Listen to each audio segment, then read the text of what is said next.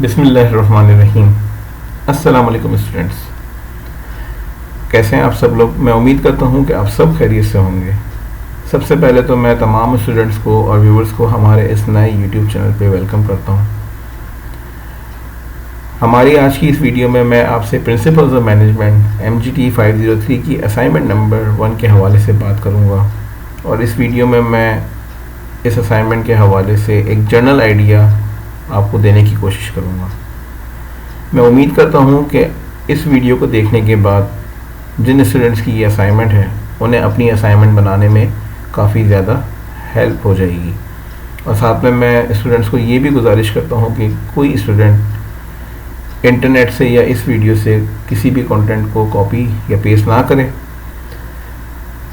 0% plagiarism policy है VU की, और अगर आप कोई कंटेंट कॉपी पेस्ट करते हैं तो आपके मार्क्स 0 हो सकते हैं। तो चलें वक्त ज़ाया किए बगैर हम बढ़ते हैं अपनी असाइनमेंट की तरफ। यहाँ पे एक सिनारियो दिया हुआ है। Education for all is an international organization that provides free education to all individuals regardless of age. The recently started operations in Pakistan with Mr. Hashim appointed campus head. He signed an agreement with a building owner to establish their first ever campus. Apart from fulfilling his daily legal obligations, he meets and greets all guests, including parents, stakeholders, and the media. He recently chaired a meeting of all the departments on the campus and emphasized making every effort to make the campus one of the best in providing quality education. For this, he generously allotted funds to the R&D department, Research and Development department. He also directed the Public Relations Department to use their resources in building a positive image of the organization through media, for which he allocated 1 million rupees. After analyzing and having a thorough understanding of the case, you are required to. यहाँ पे आपको 2 सवाल दिए गए हैं। Question number 1 में ये कहता है कि identify the interpersonal and decisional roles mister Hashim perform as the campus head. यानी मिस्टर हाशिम की 2 रोल्स के बारे में आपको बताना है कि वो कौन कौन से रोल्स हैं, क्योंकि यहाँ पे इन्होंने मेंशन कर दिया इंटरपर्सनल एंड डिसीजनल रोल्स, लेकिन इन दोनों रोल्स की कुछ सब कैटेगरीज हैं, आपको उनको आइडेंटिफाई करना है। और क्वेश्चन नंबर 2 में आपको कहते हैं कि justify your answers in light of the case with at least 1 argument of each role. अब आपको इस सिनारियो के तहत आपने जो रोल्स बताए हैं कि mister Hashim XYZ roles perform कर रहे हैं, तो आपको उनकी जस्टिफिकेशन भी देनी है। अब यहाँ पे एक कंस्ट्रेंट है, इन्होंने कहा है कि answer must not exceed 100 words, यानी कि आपके जो आंसर है, आपकी जो असाइनमेंट है वो 100 वर्ड से ज़्यादा एक्सीड नहीं करनी चाहिए। यूजुअली असाइनमेंट 250 से 300 वर्ड्स की होती है, लेकिन इस असाइनमेंट में आपको बहुत ही ज़्यादा प्रिसाइज वे में अपने मटेरियल को और अपने मैसेज को जो वो डिलीवर करना है। ठीक है, तो चलें आगे बढ़ते हैं। Mintzberg 10 roles of a successful manager categories into 3 group. यहाँ पे जो 3 मेजर रोल्स होते हैं किसी भी मैनेजर के, मिन्सबर्ग ने उसको 3 ग्रुप में जो है वो कैटेगराइज कर दिए।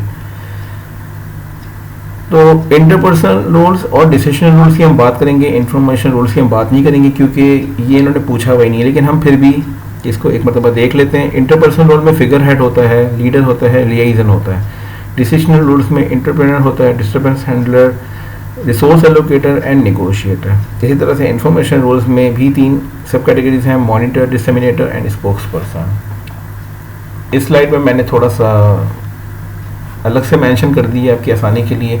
आगे बढ़ते हैं, हम 2 रोल्स के बारे में बात करेंगे क्योंकि असाइनमेंट में हमसे 2 रोल्स के बारे में पूछा गया। इंटरपर्सनल रोल्स क्या होते हैं, इसमें फिगर हेड, लीडर एंड लियाइजन की बात थी, तो यहाँ पे मैंने इनको ब्रीफली एक्सप्लेन किया हुआ है।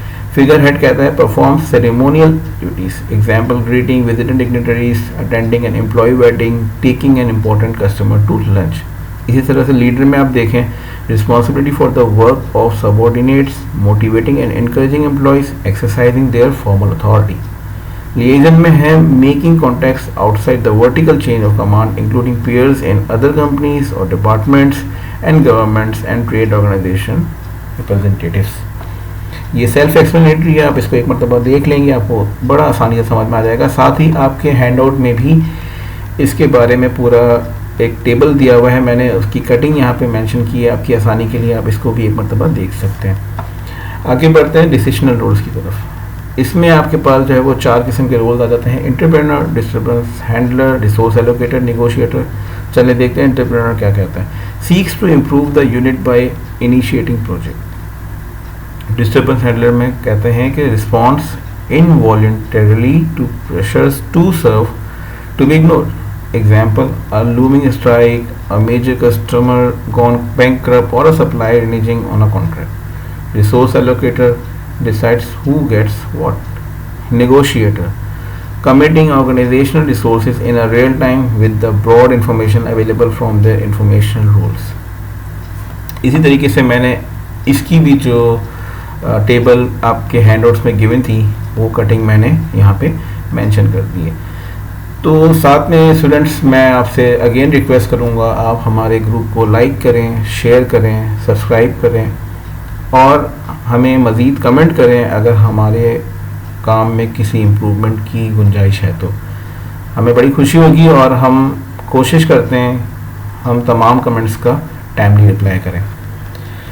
अब बढ़ते हैं सबसे इम्पॉर्टेंट चीज़ की तरफ जिसका मेरे ख्याल से तमाम स्टूडेंट्स का इंतज़ार था कि इसका आंसर क्या होगा या जनरल आइडिया क्या है।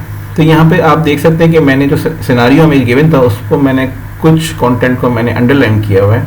तो इस अंडरलाइन कंटेंट के ज़रिए हम आइडेंटिफाई कर सकते हैं कि मिस्टर हाशिम जो है वो कौन कौन से इंटरपर्सनल डिसीजनल रोल्स परफॉर्म कर रहे हैं। ठीक है, तो हम आगे बढ़ जाते हैं। आंसर नंबर 1 में मेरा ये ख्याल है, ठीक है, कि इंटरपर्सनल रोल्स में मिस्टर हाशिम जो है वो एक फिगर हेड और दूसरा जो है वो लीडर वाला रोल परफॉर्म कर रहे हैं।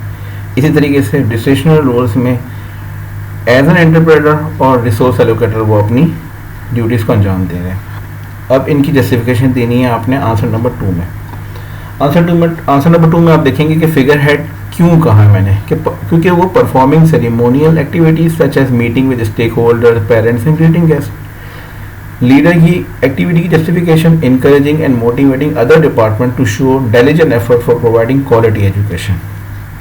ये दोनों जो चीज़ें हैं मैंने हमारे जो सिनारियो गिवन था वहाँ से ही मैंने ली हुई हैं, लेकिन आपने इनको अपने वर्ड्स में थोड़ा सा बड़ा करके लिखना है क्योंकि ये वीडियो जस्ट एक आइडिया देने के लिए, तो आपके लिए एक आइडिया हो जाएगा। आप मज़ीद इसको थोड़ा सा बड़ा करके लिख सकते हैं। Decisional roles: entrepreneur assign fund to R&D department so that they can look for opportunities and initiate improvement project. Resource allocator assign budget and authorized public relations department to allocate the organizational resources। ठीक है, यहाँ पे मैंने इनकी justification भी दे दी है।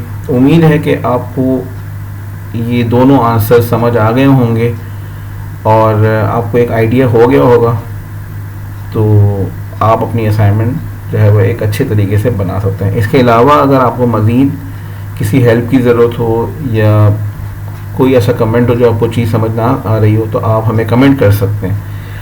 ठीक है, आखिरी में मैं अगेन आपको तमाम स्टूडेंट्स को ये कहूँगा कि ये असाइनमेंट एक जर्नल आइडिया था।